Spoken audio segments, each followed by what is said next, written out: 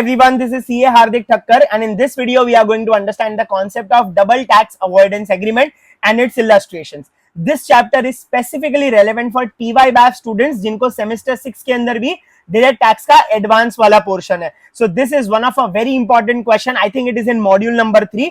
तो इसके अंदर 10 to 15 मार्क का एक practical illustration आपको एग्जाम में आएगा. And if you are comfortable with Hindi and English video, and if you are in your TY-BAF semester 6, this video is specifically relevant for you. Okay, ये CA inter के लिए भी है, so accordingly you can suit yourself. So without any further ado, let us get into the topic. Double tax avoidance agreement का मतलब क्या होता है? If I am a resident of India and if I go outside India and earn any income over there, तो अगर मैं India का resident होने के बाद if I earn any income in United States of America, तो मुझे America में तो उसके ऊपर टैक्स भरना ही पड़ेगा because I am earning income in that country. It is my source country. Correct. And what is my country of residence? मैं तो सिर्फ 10 दिन के लिए यूनाइटेड स्टेट्स में गया था, बाकी I am an ordinary resident of India. तो मुझे इंडिया में तो उसके ऊपर टैक्स लगने ही वाला है. तो इसका मतलब एक ही इनकम के ऊपर I am paying tax in India also because it is my country of residence, and I am also paying tax in USA because that is the country of source of income. तो एक income के ऊपर 2 बार tax पे करना पड़ रहा है मुझे, तो eventually I end up getting very little of what I have earned. Correct. तो इस मेजर प्रॉब्लम को अवॉइड करने के लिए, and now we live in a globalised era जहां पर एक पर्सन का दूसरे कंट्री में इनकम अर्न करना has become a very regular thing. तो इस चीज को टैकल करने के लिए countries often enter into double tax avoidance agreement. Correct. Wherein they agree कि यार अगर ये इनकम तेरे कंट्री में अर्न हो रही है, so you keep the tax, I don't want tax on this income. And if there are XYZ number of income, I will take tax on this country, you don't take tax. And on ABC income, you take the tax, I will not take the tax. This is the mutual agreement that is written in double tax avoidance agreement, and I want everyone to understand that it supersedes the local income tax law. यानी अगर कोई provision income tax act 1961 और double tax avoidance agreement में contradict करता है, तो double tax avoidance agreement का rule will prevail over the regular income tax act 1961. समझ में आ गया? This is called bilateral relief. Bilateral relief यानी दोनों कंट्री ने अग्रीमेंट एंटर करके आपस में अग्री किया है कि हम एक दूसरे की इनकम के ऊपर या तो तुम टैक्स लगाओगे या मैं टैक्स लगाऊंगा, दोनों टैक्स इसके ऊपर नहीं लगाएंगे. करेक्ट. नाउ जिसके ऊपर इलस्ट्रेशन आने वाला है, ये थियोरेटिकल पार्ट था, जिसके ऊपर आपको प्रैक्टिकल इलस्ट्रेशन आने वाला है, that is the concept of unilateral relief. Unilateral relief का कॉन्सेप्ट क्या बोलता है? That if you do not have double tax avoidance agreement with a particular country, तो और अगर आप उस कंट्री में इनकम अर्न करते हो अगर, तो उस केस में that country will charge you tax because that is a country of source. India will also charge you tax because it is a country of residence. और क्योंकि इन दोनों के बीच में डबल टैक्स अवॉइडेंस एग्रीमेंट नहीं है, तो दोनों जगह पे टैक्स लग रहा है. So again as a resident and as a citizen, I am at a disadvantageous position just because my country is not having DTAA agreement with that country, another country. तो इस शॉर्ट कमिंग को avoid करने के लिए there is a partial unilateral relief that is provided. ठीक है.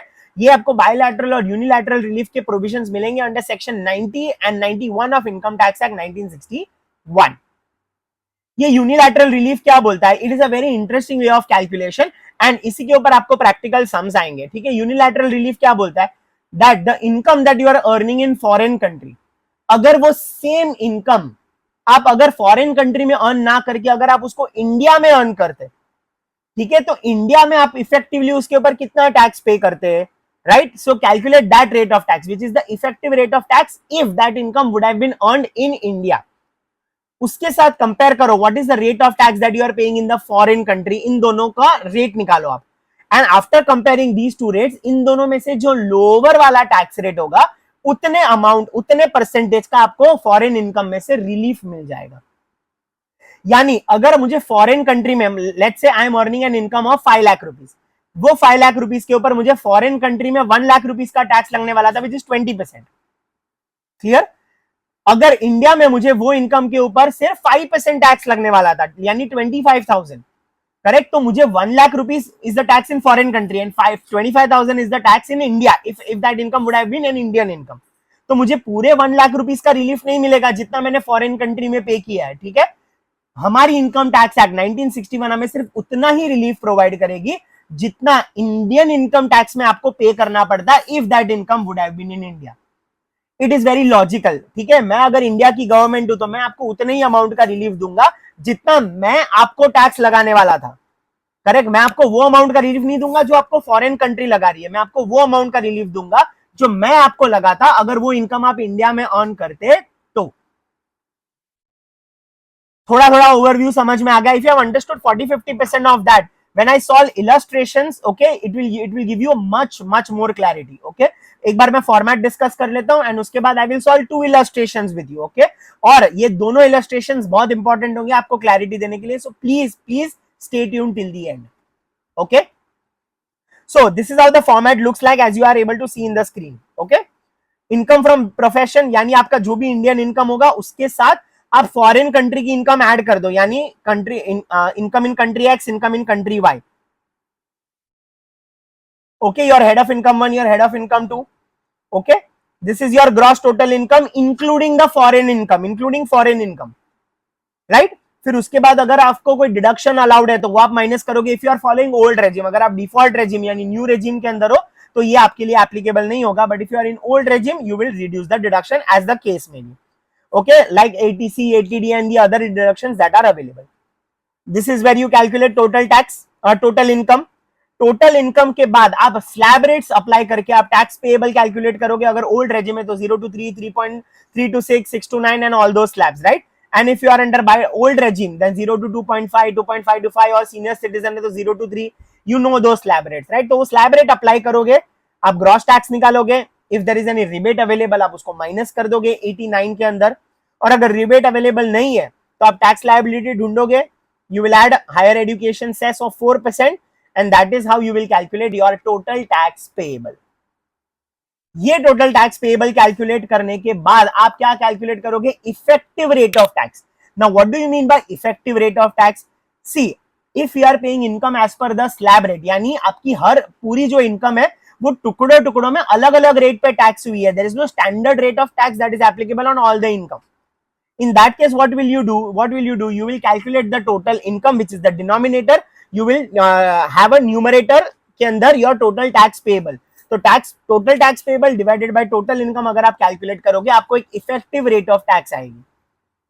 समझ में आ गया? तो effective rate of tax will be your point number A। इस effective rate of tax को आप compare करोगे with the tax rate of foreign country, okay okay, और इन दोनों में से जो लोअर वाला अमाउंट होगा वो लोअर वाला amount will be the amount of relief that you will get under section 91। अगर आपका इंडिया में टैक्स 50,000 होने वाला था और अगर आपका फॉरेन कंट्री में टैक्स 30,000 है तो अगेन आपको 50,000 का रिलीफ क्यों मिलेगा? बिकॉज अगर आपने टैक्स ही 30,000 का पे किया है तो आपको 50,000 का रिलीफ नहीं मिल सकता। In that case you will get the relief of only 30,000, correct. तो whichever is lower, logic is simple, समझा तो लॉजिक, नहीं तो magic, whichever is lower, correct. तो आपका इन दोनों में से जो भी लोअर वाला रेट ऑफ टैक्स आता है वो लोअर वाले टैक्स को रेट को लेने का एंड उसको फॉरेन इनकम से मल्टीप्लाई कर देने का, that is when you will get the amount of relief. वो रिलीफ को आप अपने टोटल टैक्स पेएबल में से माइनस करोगे, तो टोटल टैक्स पेएबल में से रिलीफ का अमाउंट माइनस किया, आपको मिल जाएगा कि now after relief how much tax is payable to you. Clear हो गया? पक्की बात एकदम, lovely. I hope it is clear to you। There is one more video that I have made for solving the practical illustrations। दो बहुत ही अच्छे practical illustrations मैं solve करने वाला हूँ, so stay tuned for that। Like, share and subscribe for the video to get the notification of that and I will see you in the next video। Thank you।